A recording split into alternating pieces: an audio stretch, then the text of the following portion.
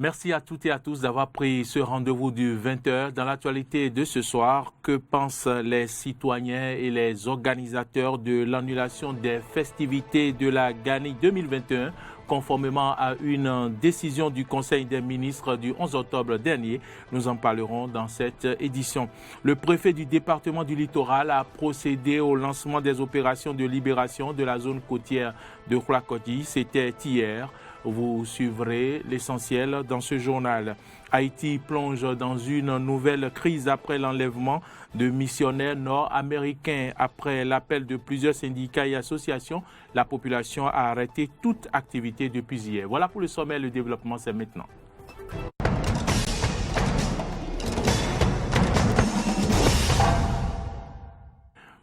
Une fois encore, merci de nous préférer. Bienvenue dans ce journal. Alors qu'elles étaient censées démarrer ce jour, les festivités de la Gani 2021 n'auront pas lieu. Ainsi en a décidé le gouvernement en Conseil des ministres du mercredi 11 octobre.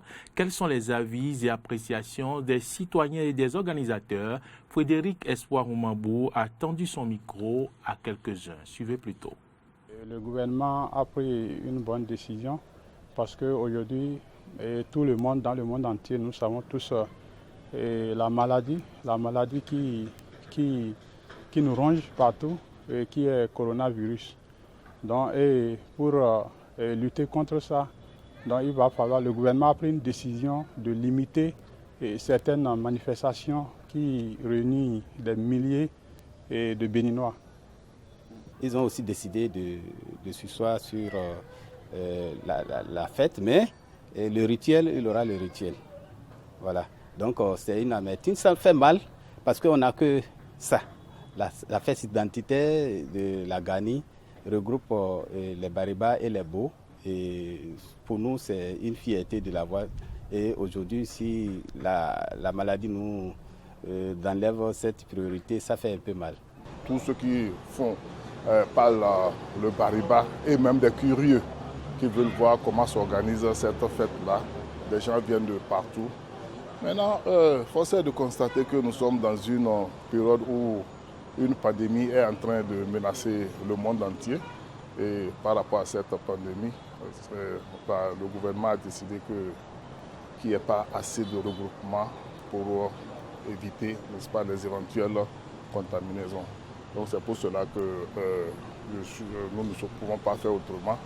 Et on est obligé de nous soumettre à cette décision du gouvernement. Que ce soit l'association de développement, la mairie et la cour impériale, on avait déjà commencé à mettre les bouchées doubles pour que l'événement quand même puisse se passer dans de bonnes conditions. Donc nous avons déjà commencé tout ça quand la décision est tombée, comme quoi on ne peut que s'en tenir juste au rituel. Il faut reconnaître déjà que cette festivité-là a un caractère au-delà du culturel et du cultuel, a un caractère économique. Quand on voit tout le monde qui accourt vers Niki venant des pays limitrophes, vous savez, nous avons une forte communauté au Nigeria, des gens viennent du Niger, du Burkina, du Mali, du Ghana et même hors de l'Afrique. Donc tout ça contribue au rayonnement économique de notre chère ville Niki. Les hôtels sont pleins souvent à craquer. Vous ne réservez pas une semaine à l'avance, vous ne pouvez même pas avoir accès au logement, les ventes ou même des gens quittent les pays extérieurs pour venir vendre, tout ça là ne pourra pas se tenir. Donc économiquement, nous savons déjà que nos populations vont perdre beaucoup de choses. Tout le monde sait en ce moment-ci ce qui se passe. Les mesures barrières ne peuvent pas être respectées avec toute cette foule-là. Parce que si vous avez une fois assisté à la fête de la Gani, vous vous rendrez compte qu'avec le monde que nous avons là, la distance même de 30 cm est difficile à respecter, à plus forte raison 1 mètre, donc c'est pas possible.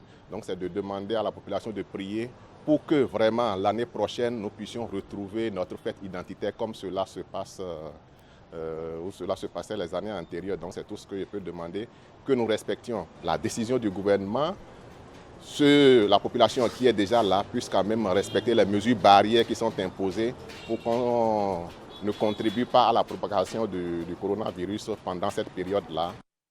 Le 19 octobre de chaque année marque la célébration de la Journée mondiale de lutte contre le cancer du sein, première cause de mortalité chez les femmes dans le monde.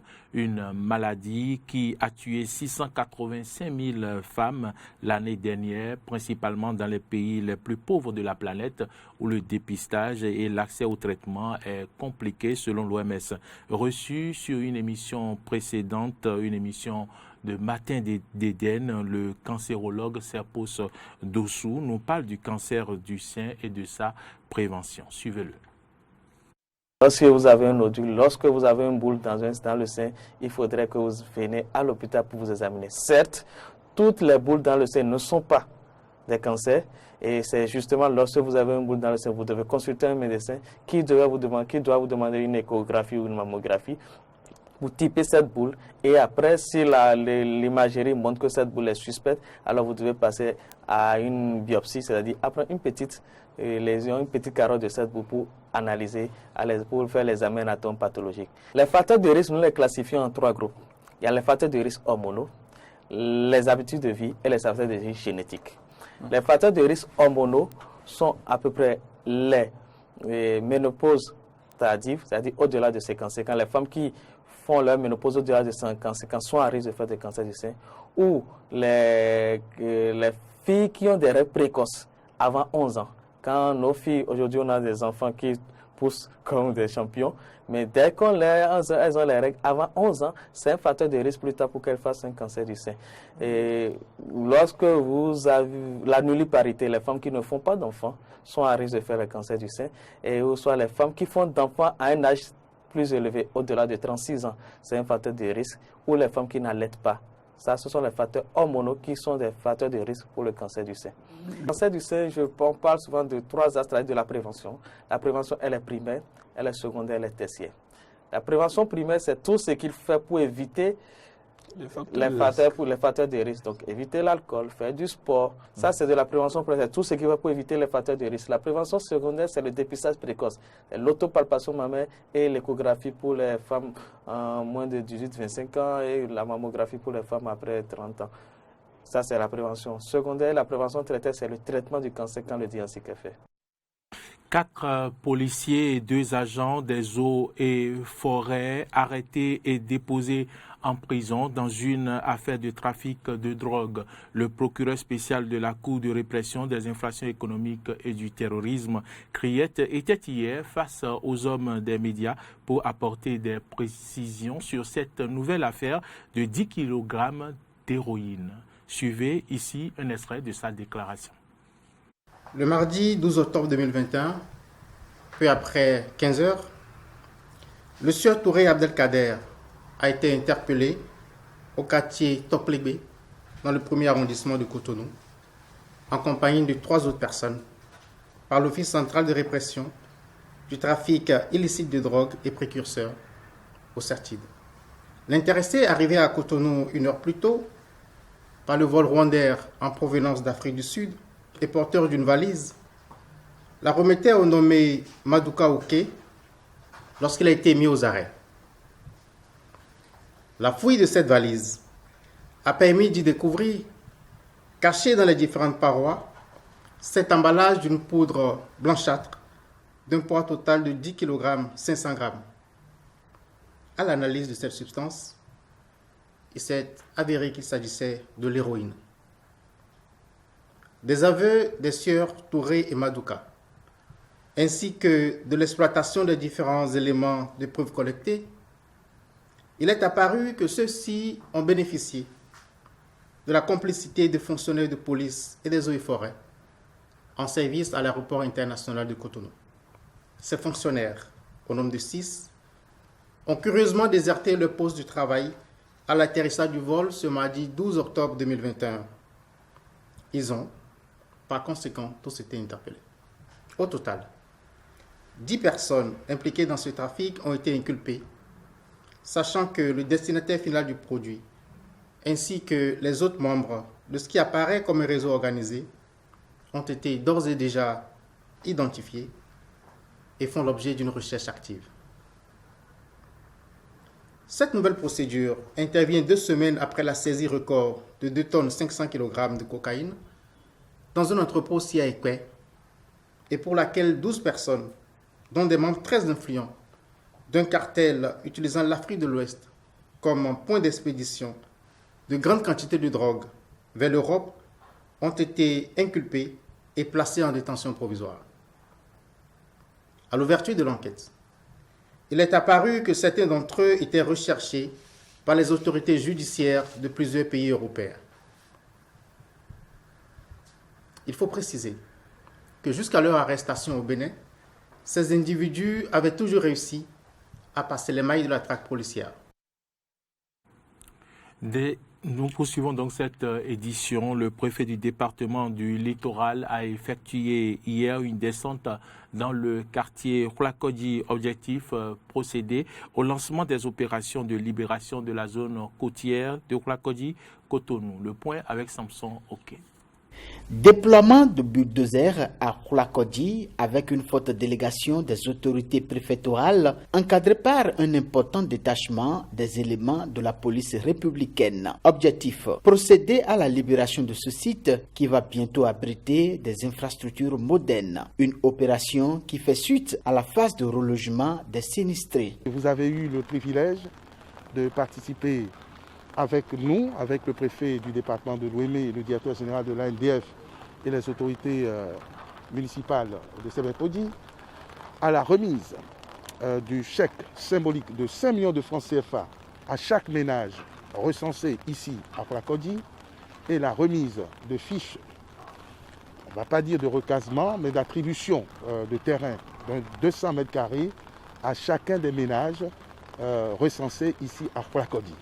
Une fois que nous avons libéré, que nous avons relogé, il n'y a pas de raison que le site prenne des vacances. C'est ce qui explique que ce lundi, bien que ce soit un jour férié, la police républicaine, le préfet, qui accompagne le préfet, se déploie sur le site et fasse le ménage. Que deviendra alors ce quartier de Cotonou, autrefois jonché de bidonvilles, de ghettos, mais aussi de bâtiments à matériaux définitifs après cette étape de libération? On aura donc un site qui intègre le programme de restructuration et de modernisation du centre administratif et commercial de Gari. Et donc la modernisation de cette cité qui, par exemple, peut recevoir une infrastructure moderne, une cité nouvelle, avec vue sur la lagune et sur la mer.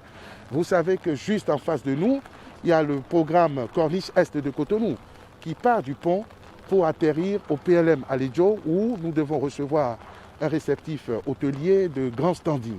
Donc c'est la modernisation du pays. C'est le département de Lomé, dans la commune de Sebekodi, qui a accueilli les populations touchées par ce projet d'aménagement et de modernisation de Khoulakodi. Parlons à présent de la diplomatie béninoise. Le ministre des Affaires étrangères de la coopération Aurélien Agbenossi a pris part à la 39e session ordinaire du Conseil exécutif de l'Union africaine qui s'est tenue à Addis Abeba en Éthiopie jeudi et vendredi dernier. En marge des travaux de cette session, le ministre a eu des rencontres bilatérales avec ses homologues du Nigeria, de l'Éthiopie, du Gabon et le président de la coopération de l'Union africaine. Avec son homologue de la République fédérale du Nigeria, il a été question des voies et moyens en vue de l'accélération des actions en cours destinées à créer le cadre juridique de renforcement des relations d'amitié et de coopération entre les deux pays. Hors de nos frontières, Haïti plonge dans une nouvelle crise après l'enlèvement de missionnaires nord-américains. Après l'appel de plusieurs syndicats et associations, la population a arrêté toute activité depuis hier. L'objectif est d'interpeller les autorités sur l'insécurité qui règne dans le pays face aux violences. Suivez. De la foule, de l'agitation, du bruit. C'est généralement à ça que ressemblent les rues de Port-au-Prince, capitale de l'un des pays les plus pauvres au monde. Mais depuis ce lundi, un calme inhabituel plane sur la ville.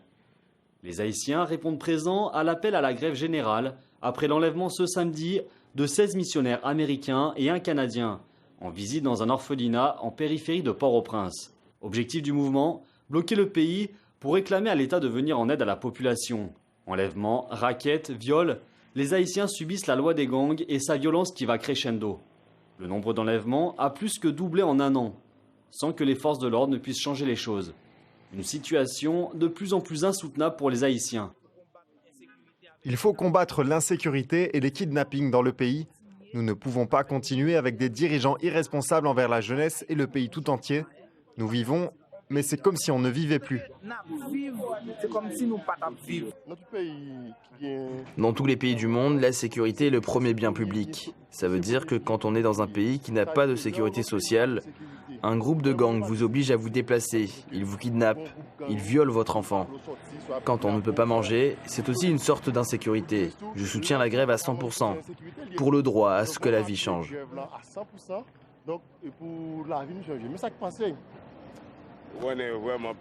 Dans le pays, rien ne fonctionne, ça va mal. La population vit dans une situation où elle ne peut plus vivre. Encore une fois, on a tous le problème des enfants qui ne peuvent pas aller à l'école, les problèmes de gaz, ces problèmes sont monnaie courante, alors nous avons tout arrêté.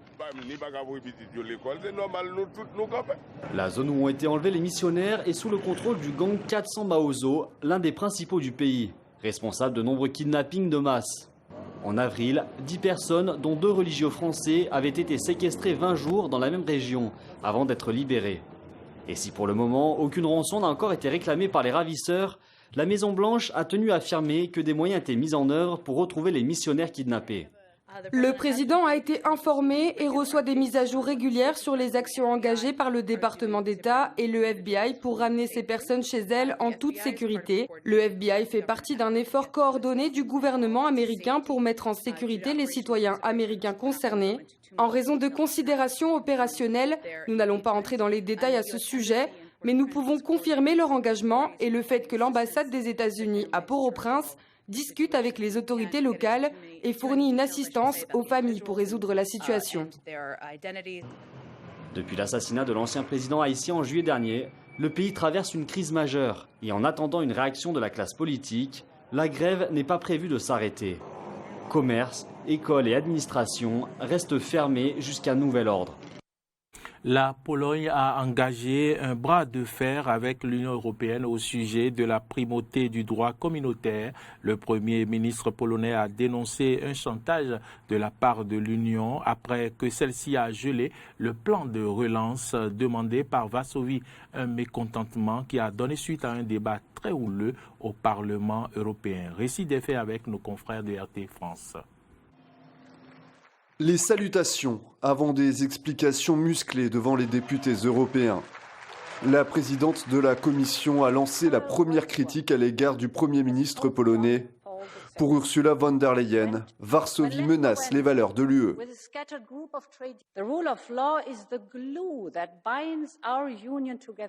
L'état de droit est la matière qui cimente notre union. C'est le fondement de notre unité. Il est essentiel pour protéger les valeurs sur lesquelles notre union est fondée.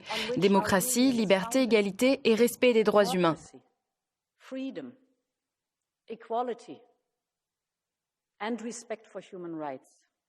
Et c'est à cela que les 27 États membres ont adhéré en tant que participants à cette union, en tant que pays souverain et peuple libre. La présidente de la Commission a également évoqué les sanctions possibles contre la Pologne, notamment la suspension ou la réduction de fonds versés à un pays ne respectant pas les principes de l'état de droit. Ce discours menaçant a provoqué la colère du Premier ministre polonais, alors que son pays attend toujours près de 36 milliards de subventions européennes. À la tête du pays qui reçoit le plus d'argent de l'UE, Mateusz Morawiecki dénonce un chantage de Bruxelles. Il n'est pas acceptable d'imposer aux autres ces décisions sans fondement juridique. Il est d'autant pas acceptable d'utiliser à cette fin le chantage financier, de parler de sanctions ou d'utiliser un langage qui va encore plus loin en l'encontre de certains pays membres. Je rejette ce langage des menaces ou de la coercition. Je refuse que les politiciens fassent du chantage et menacent la Pologne. Cette passe d'armes illustre à nouveau les tensions persistantes entre l'Union européenne et la Pologne, un conflit lié à plusieurs réformes judiciaires controversées mises en œuvre par le parti populiste de droite au pouvoir en Pologne. Mais c'est surtout une récente décision du tribunal constitutionnel polonais qui a dégradé les relations avec Bruxelles. Selon la juridiction suprême polonaise, certains articles des traités de l'UE seraient incompatibles avec la constitution du pays. Une décision incompréhensible et infondée pour les dirigeants européens et de nombreux États membres. Redoutant une sortie de l'UE, des dizaines de milliers de Polonais sont descendus dans la rue pour scander leur attachement au projet européen. Pour tenter d'apaiser ces dissensions, la chancelière allemande sortante a dit préférer un dialogue avec Varsovie plutôt qu'un durcissement des sanctions. C'est tout pour ce point de l'actualité. Si vous l'avez suivi, merci de votre fidélité à Eden TV. Les informations se poursuivent sur nos différentes plateformes digitales, Facebook, Twitter, YouTube et sur notre site internet www.benin-eden.tv. Bonsoir chez vous.